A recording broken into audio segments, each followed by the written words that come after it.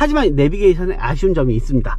안녕하세요, IT 리더입니다. 오늘은 르노 산소 XM3를 제가 일주일간 시승을 해봤는데요, 사용하면서 느낀 장점, 단점을 오늘 이야기해 보는 시간을 갖도록 하겠습니다.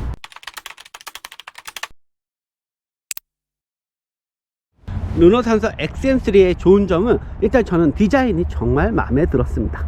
앞면에 꽉 찬 느낌도 좋았고요. 특히 옆에 이 날렵한 옆라인은 정말 최고라 할 수 있을 정도로 너무나 매력적인 디자인을 보여주고 있습니다. 그리고 앞보다 저는 개인적으로 뒷모습이 더 예쁘다고 생각이 들었어요.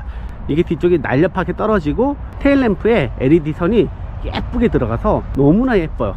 저는 SUV 중에서는 르노 산소 XM3 뒷모습이 가장 예쁘다는 생각을 했습니다. 전체적으로 디자인의 깔끔한 매력, 합격점을 줄 수 있을 것 같습니다.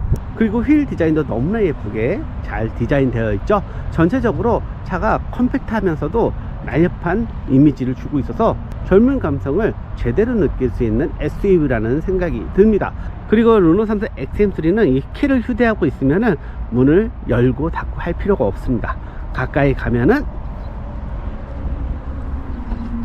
이렇게 문이 열리고요, 또 멀리 떨어지면은 휠 가만히 있습니다. 저렇게 잠기고요.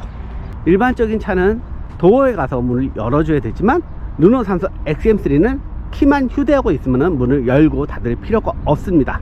이 점도 정말 매력적이라 할 수 있고요. 그리고 트렁크 공간도 너무나 적재 공간이 넓어서 마음에 듭니다. 이게 쿠페형 디자인이라서 아무래도 뒤에 적재 공간이 부족할 수밖에 없잖아요. 그런데 이렇게 깊게 짐을 실을 수 있기 때문에 넉넉하게 적재하고 다닐 수 있어서 마음에 들었고요. 그리고 얘를 꺼내 볼게요. 이 커버를 제가 지난번에도 보여드렸지만 이 커버를 빼가지고 이런 식으로 깔끔한 수납 공간을 만들 수도 있고, 그리고 이거를 딱 올려서 세우는 매력, 그리고 이 아래도 시크릿한 수납 공간이 있어 가지고 적재하는 매력을 고르게 갖추고 있다고 보시면 될 것 같습니다. 다시 변신시켜서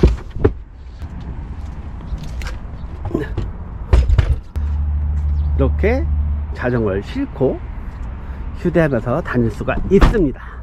그런데 아쉬운 점은 전동 트렁크 방식이 아니라는 거죠.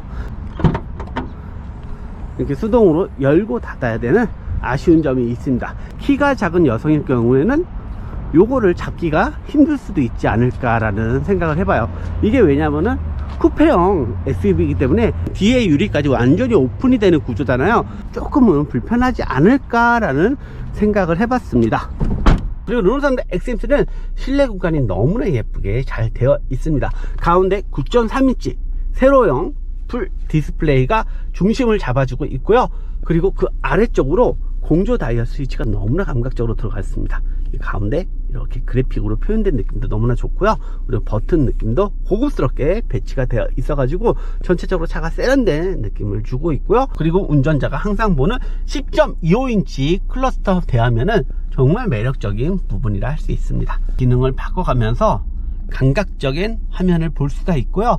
그리고 내비게이션 연동 화면을 보여주기 때문에 최첨단 이미지를 느낄 수가 있고요. 그리고 전체적으로 차의 라인들이 근육질의 몸매처럼 라인들이 들어가 가지고 굉장히 부드러우면서도 유니크한 디자인을 느낄 수가 있습니다. 그리고 시트 디자인도 굉장히 고급스럽게 되어 있고요. 그리고 기존 르노 삼성에 들어가는 디스플레이보다 확실히 터치 반응 속도도 빠르고요. 그리고 선명해진 화면이 인상적입니다.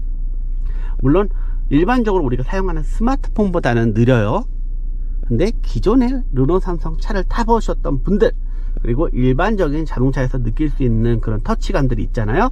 그런 것보다는 조금 나은 수준의 터치 반응을 보여주고 있습니다. 그리고 이렇게 자주 사용하는 메뉴들을 자유롭게 배치할 수 있다는 것도 매력 포인트 중에 하나입니다. 길게 누르시면요, 이렇게 설정 화면으로 들어가고요. 지금 보시면은 이렇게 제가 배치를 한 거예요. 이런 식으로 메뉴를 배치해서 활용할 수 있고요. 그리고 이렇게 밑에서 다양한 아이콘들을 선택해 가지고 교체를 할 수가 있습니다. 그리고 사이즈 조정도 이런 식으로 사이즈 조정도 할 수가 있고요. 그리고 이렇게 선택을 하면은 그 자리에 메뉴가 들어가면서 다양하게 화면을 꾸며 볼 수가 있습니다. 그리고 또 좋은 점, 내비게이션이 T맵이 들어갔다는 겁니다. 이 T맵이 교통통신망을 반영한 그런 네트워크 길찾기를 보여주고 있어요. 뭐 애플 카플레이, 안드로이드 오토 이 차는 지원을 하잖아요. 그렇게 이용하지 않아도 얼마든지 실시간 길찾기를 할 수가 있고요. 그리고 이 길찾기 하는 것이 이렇게 클러스터 화면에서도 볼 수가 있기 때문에 정말 매력적인 내비게이션 활용을 할 수가 있습니다. 우리가 보통 차에 들어가는 내비게이션은 버리는 옵션이라고 하잖아요. 왜냐하면 일반적으로 교통망을 반영한 내비게이션이 아니기 때문에 있어도 이렇게 스마트폰 내비게이션을 많이 이용하는데, 얘 같은 경우는 이 자체의 내비게이션 시스템을 이용해서 활용할 수 있다는 점에서 그 어떤 차보다 경쟁력 있는 모습을 갖췄다 할 수 있습니다. 하지만 내비게이션에 아쉬운 점이 있습니다. 검색을 할 때 키보드에서 한영키 바꾸는 게 좀 복잡하게 되어 있습니다. 지금 한글로 되어 있죠. 영문으로 바꾸려면 일반적으로 이렇게 하나만 누르면 바뀌잖아요. 얘는 여기 누르고요, 그리고 여기서 알파벳을 선택을 해준 다음에 나가면은 이렇게 키보드가 바뀌는 걸 확인해 볼 수 있습니다. 이런 부분들은 약간 번거롭게 뎁스가 좀 깊게 되어 있다는 점은 아쉽다 평할 수 있을 것 같습니다. 하지만 이런 부분들은 이제 목적지를 자주 가는 곳들이 정해져 있기 때문에 그런 활용을 할 때는 크게 불편하진 않고요. 애플 카필라이나 안드로이드 오토 같은 경우는 별도의 키보드와 별도의 음성 검색을 이용하기 때문에 특별히 불편하게 다가온 적은 없습니다. 아무튼 이런 불편한 점은 있다는 거 참고해 두시고요. 그리고 열선을 사용하는 것도 조금 아쉽다고 평할 수 있을 것 같아요. 보면은 이렇게 누르면 보통 열선이 들어오잖아요. 얘 같은 경우는 한번 누르면 이렇게 화면이 바뀌고요. 여기서 또 운전석 동승석을 체크를 해줘야 됩니다. 그래서 운전석을 체크를 해주고, 그리고 열선을 켜고 싶다 이런 식으로 눌러서 컨트롤을 해줘야 되고요. 보여지는 화면은 보기가 좋지만 뎁스가 좀 깊게 되어 있어 가지고 아쉽다 평할 수 있을 것 같습니다. 하지만 이런 부분만 알고 있다면 크게 문제 삼을 부분은 아니라는 생각이 듭니다. 그리고 사운드 성능이 저는 굉장히 마음에 들었습니다. 보스 오디오 옵션을 넣어야지 그런 효과는 느낄 수가 있는데,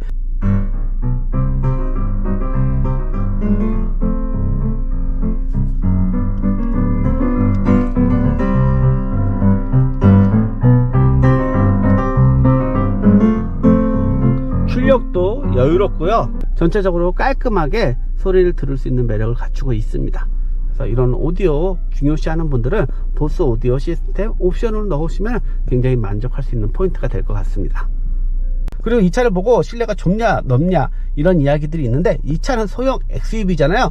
XUV에서 이 정도 실내 공간 저는 괜찮다 생각합니다. 얼마나 이 실내 공간이 더 커야지 만족할 수 있을지 모르겠습니다. 그러면 그 위급으로 가야 되는 거잖아요. 그리고 뒷자리 공간 굉장히 여유롭다고 생각합니다. 소형 SUV 중에서 이 정도 실내 공간을 가지고 있다면 결코 나쁜 실내 공간 아니라는 생각이 들고요.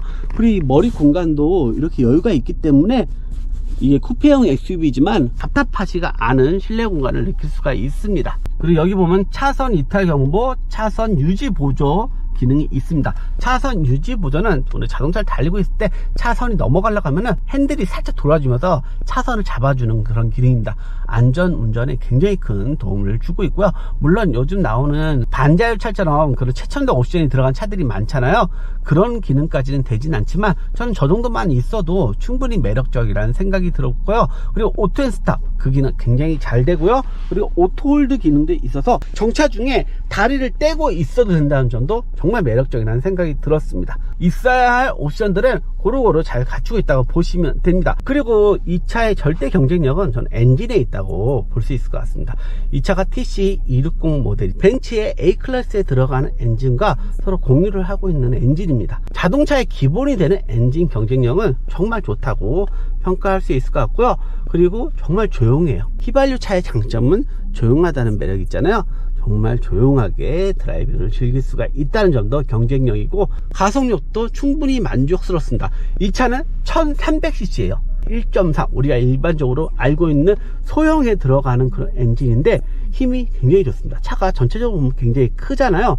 근데도 저는 나가는 힘이라든지 안정적인 드라이빙을 할 수 있고, 그리고 이게 토션 비비랑에서 국내 사용자들이 싫어하는 부분들인데 승차감도 괜찮습니다. 저는 토션빗 멀티링크 그 차이를 크게 느끼지는 못해요. 근데 전체적으로 승차감 나쁘지 않습니다. 그래서 그런 부분도 걱정 걱정하지 않으셔도 될 것 같다는 생각이 들고요. 그리고 1300cc라서 좋은 점, 세금이 적게 나가는 장점이 있고, 그리고 연비 경쟁력이 정말 좋습니다. 그래서 경제성 측면에서 이 차는 정말 다양한 만족을 줄 수 있는 차라는 생각이 들었어요. 물론 부족한 점도 있습니다. 국산 차들의 옵션 경쟁력이 나날이 좋아지고 있잖아요. 그런 부분과 비추어 봤을 때는 아무래도 아쉬운 부분들이 있을 거예요. 하지만 옵션으로 그 차를 다 평가할 수는 없을 것 같습니다. 정말 제대로 사용할 수 있는 기능들이 잘 갖춰져 있다는 게 무엇보다 중요하다는 생각이 들었습니다. 네, 지금까지 르노산도 XM3를 확인해 봤습니다. 어떻게 도움 되셨나요? 도움이 되셨다면 좋아요, 구독하기, 댓글, 알람 부탁드릴게요. 여러분 또 만나요.